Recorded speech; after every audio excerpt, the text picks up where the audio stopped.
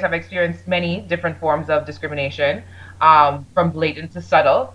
But I think that it's not as important to dissect all the different ways that has happened to me. It's more important to think about how can we change the conversation and move the conversation forward about how we as Canadians deal and address racism.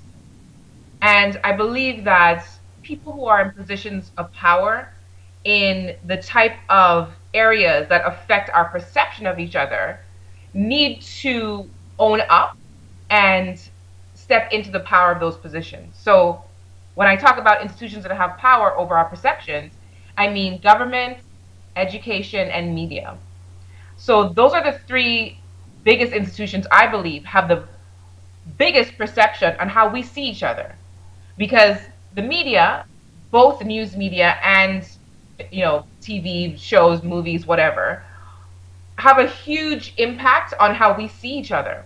Whether Mhm. we think it's frivolous or not, it's something that we internalize. If you stop and think about the beliefs that you have about another race, most likely you got some of those beliefs through TV. That was probably one of your first introductions to people who don't look like you. Mhm. And you've been carrying that somewhere in the recesses of your mind. And so people who work in media, that's one example.